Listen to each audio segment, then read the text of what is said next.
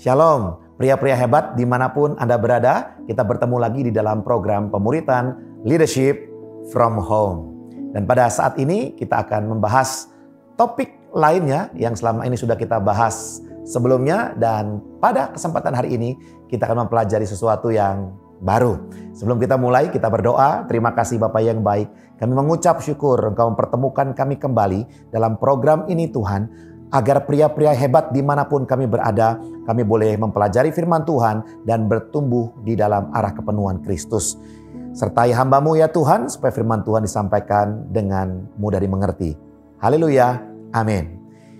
Hari ini kita akan membahas sebuah tokoh yang bernama Daud. Tentunya kita semua kenal Daud dengan kekuatan, kehebatannya, ketulusan hatinya.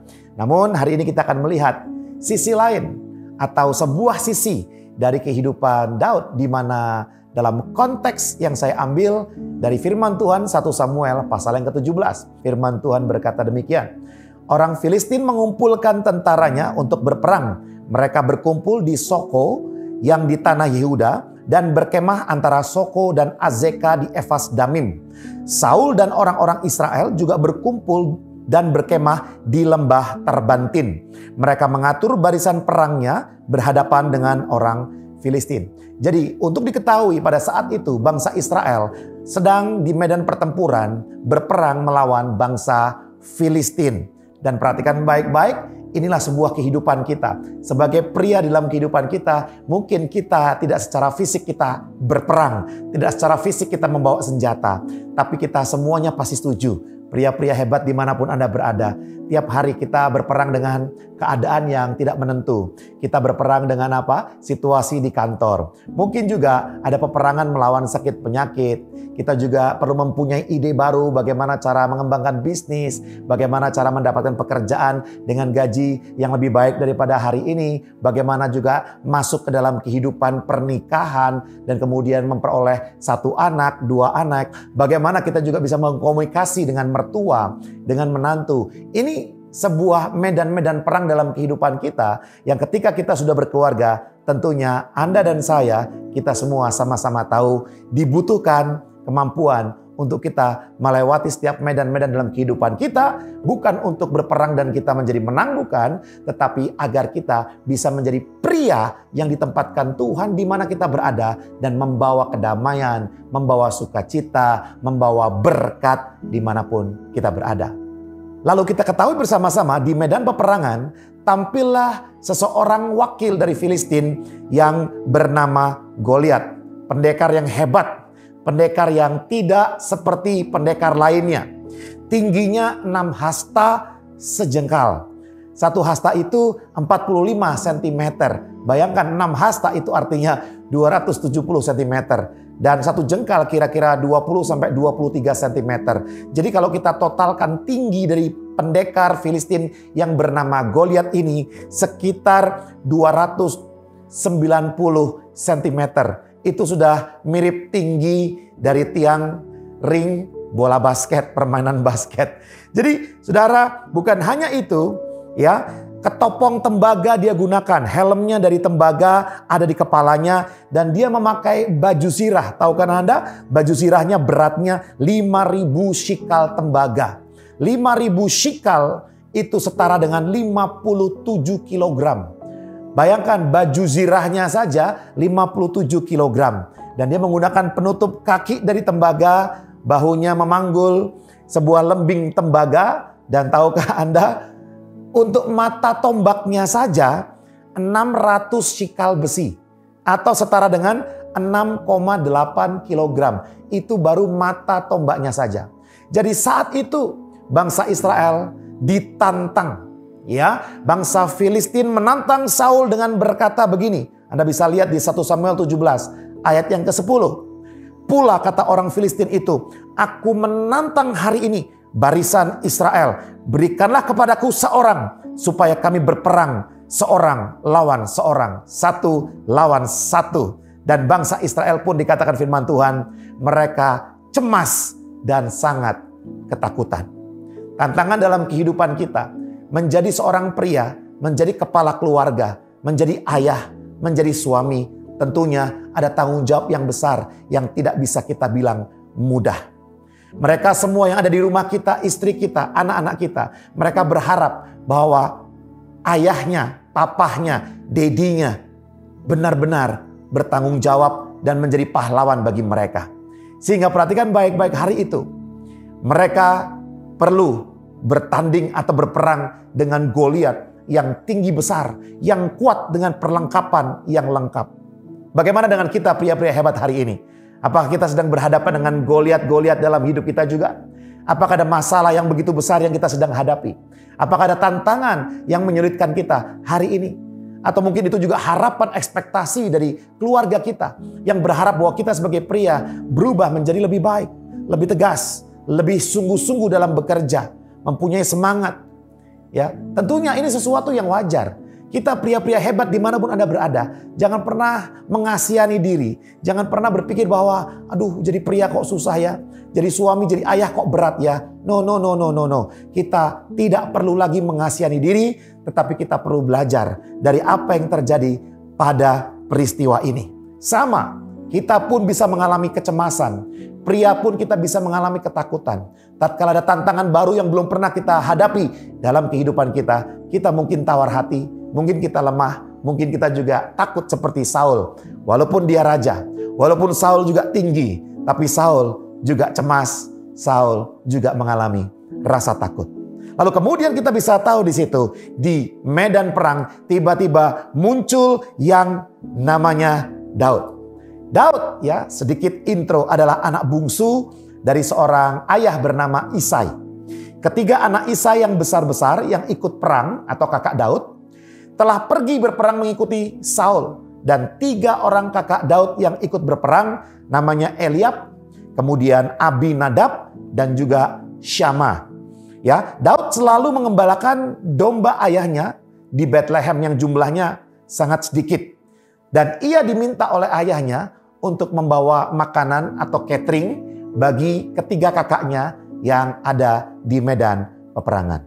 Nah, kemudian di 1 Samuel pasal 17 ayat 23 tertulis demikian.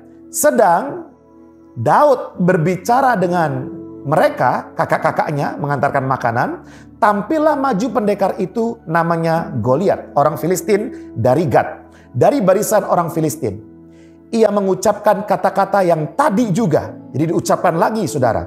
Dan Daud mendengarnya. Perhatikan baik-baik. Goliat ini kembali mengutarakan kegarangannya, kesombongannya, tantangan dia untuk menantang orang Israel 1 lawan 1. Tapi kali ini Daud mendengar tantangan tersebut. Lalu Daud berkata, siapakah orang Filistin yang tidak bersunat ini sampai ia berani mencemoohkan barisan daripada Allah yang hidup? Dan selanjutnya Anda tahu bahwa akhirnya Daud berhasil mengalahkan Goliat. Nah, apa yang saya ingin sampaikan hari ini adalah, bayangkan seorang Saul mempunyai kedudukan raja, mempunyai rakyat yang begitu banyak. Namun kemudian mereka menghadapi Goliat, tantangan dalam kehidupan. Mereka menyerah, mereka kemudian cemas, mereka takut dan tidak berbuat apa-apa. Saya mendorong pria-pria hebat dimanapun Anda berada, jangan menyerah. Jangan hilang semangat, jangan kehilangan pengharapan. Istrimu di rumah, anak-anakmu di rumah membutuhkan kehadiranmu, membutuhkan kekuatanmu, membutuhkan arahan daripada kepala rumah tangga. Mereka butuh doa daripadamu, mereka butuh imam yang kuat yang membawa mereka makin dekat dengan Tuhan melewati persoalan apapun dalam kehidupan. Hari ini saya ingin bicara pada leadership from home, pada pelajaran hari ini adalah bagaimana Anda dan saya menjadi pria yang pantang menyerah. Pria yang tidak mudah dikalahkan. Pria yang tidak kecut dan tawar hati tatkala bertemu dengan Goliat-Goliat dalam kehidupan kita. Dan kita tahu semua bahwa Daud, walaupun dia kecil, walaupun badannya tidak sebesar Goliat, walaupun dia tidak menggunakan busana atau perlengkapan perang, dan walaupun usianya baru belasan tahun, tapi pria ini dia bisa dipakai Tuhan untuk mengalahkan tantangan Goliat dalam peperangan saat itu. Maukah Anda pria-pria hebat mengizinkan Tuhan memakai hidupmu Untuk engkau menjadi Daud bagi keluargamu. Untuk engkau menjadi Daud pembawa kemenangan keluargamu. Untuk engkau menjadi Daud yang sanggup menghancurkan setiap tantangan-tantangan kehidupan, Goliat-Goliat yang hari ini menantangmu. Jangan berkata kepada masalahmu, aduh masalah, aku minta ampun, aku tidak berani melawanmu. Tapi mari kita mulai katakan, hai masalah datanglah, aku akan melawanmu. Dan kita menggunakan kekuatan Tuhan hari ini. Nah saudara, ada 3 poin penting yang saya ingin sampaikan pada pria-pria hebat hari ini. Apa yang membuat Daud pantang menyerah? Apa yang membuat Daud memiliki sikap yang lain? Tidak seperti Saul, tidak seperti rakyat Israel lainnya. Daud mempunyai keberanian dan dia juga tidak cemas, dia tidak takut, lalu dia mundur teratur. Tidak. Pria-pria hebat dimanapun Anda berada, Daud tidak menyerah dengan keadaan. Tidak menyerah dengan tantangan besar, kesulitan besar yang sedang ia hadapi. Apa kuncinya? Mari kita lihat. Yang pertama, 1 Samuel pasal 17 ayat yang ke-45, firman Tuhan mencatat dan mengatakan seperti ini saudara. Tetapi Daud berkata kepada orang Filistin itu, yaitu kepada Goliat, engkau mendatangi aku dengan pedang dan tombak dan lembing. Tetapi aku mendatangi engkau dengan nama Tuhan semesta alam, Allah segala barisan Israel yang kau tantang itu. Poin pertama, jika pria-pria hebat Anda ingin menjadi pahlawan, menjadi Daud yang membela keluargamu, maka poin pertama, Daud menyadari kehadiran Tuhan setiap waktu. Bahkan dia menceritakan kepada Saul, ketika aku mengembalakan domba, ada singa, ada binatang buas, ada anjing buas, aku akan melawannya dan aku akan mengalahkannya. Demikian kalau Tuhan menyertai saya ketika saya mengembalakan, maka Tuhan juga akan menyertai saya ketika saya berada di medan pertempuran. Bagi Daud, menggembalakan domba dan dalam medan pertempuran tetap sama. Apakah kita bisa seperti Daud? Menyadari kehadiran Tuhan setiap saat dalam kehidupan kita. Menyadari adanya Tuhan yang senantiasa mendukung, menopang, menolong kita setiap waktu dalam kehidupan kita. Bukan hanya ketika kita senang, bukan hanya ketika kita mendapatkan banyak hal, tetapi tatkala kita juga mengalami kesulitan, percayalah, yakinlah, Tuhan ada bersama dengan kita. Pria-pria hebat, katakan kepada Goliat yang kau hadapi hari ini, hai Goliat, hari ini Tuhan tetap bersama dengan aku. Aku mendatangi engkau dengan kuasa Tuhan yang besar, dengan kuasa Tuhan yang sanggup menolong saya mengalami atau mengalahkan apapun yang ada di hadapan saya. Yang kedua, ayat ke-46, ayat 47. Hari ini juga Tuhan akan menyerahkan engkau ke dalam tanganku dan aku akan mengalahkan engkau dan memenggal kepalamu dari tubuhmu. Hari ini juga aku akan memberikan mayatmu dan mayat tentara orang Filistin kepada burung-burung di udara dan kepada binatang-binatang liar, supaya seluruh bumi tahu bahwa Israel mempunyai Allah, dan supaya segenap jemaah ini tahu bahwa Tuhan menyelamatkan bukan dengan pedang dan bukan dengan lembing, sebab di tangan Tuhanlah pertempuran dan ia pun menyerahkan kamu ke dalam tangan kami. Yang kedua, Daud bukan hanya menyadari kehadiran Tuhan setiap waktu, Daud memiliki iman yang teguh di dalam Tuhan. Perhatikan baik-baik. Sebelum Daud berperang, Daud sudah bisa memvisualisasikan, Daud sudah bisa menggambarkan, bahkan Daud sudah bisa melihat kemenangan di depan dia. Dia berkata apa? Hari ini juga, bukan besok, bukan lusa, bukan minggu depan, bukan aku pikirkan dulu, bukan aku doa puasa dulu, bukan. Daud berkata, hari ini juga aku akan mengalahkanmu, memenggal kepalamu, memberikan mayatmu kepada makanan burung-burung. Saudara, mungkin kelihatannya arogan, kelihatannya anak kecil. Kok bisa berkata demikian? Saudara, kita perlu membedakan antara orang beriman dengan orang arogan. Kita tahulah, Anda dan saya tahu apa itu sombong dan apa itu beriman. Dalam konteks ini, kita bisa melihat bahwa Daud yang senantiasa mempunyai waktu bersekutu dengan Tuhan, Daud yang selalu menyadari kehadiran Tuhan di dalam kehidupan dia, Tuhan yang dia kenal begitu dekat, begitu intim. Oleh karena itu, dia mempercayakan hidupnya, imannya kepada Tuhan. Hari ini juga akan kukalahkan.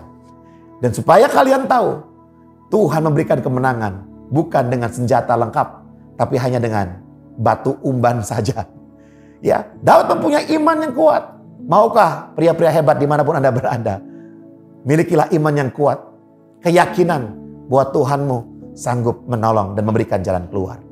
Dan yang ketiga, yang terakhir, ayat 48 sampai ayat 49. Dikatakan, ketika orang Filistin itu bergerak maju untuk menemui Daud, maka segeralah Daud berlari ke barisan musuh untuk menemui orang Filistin itu.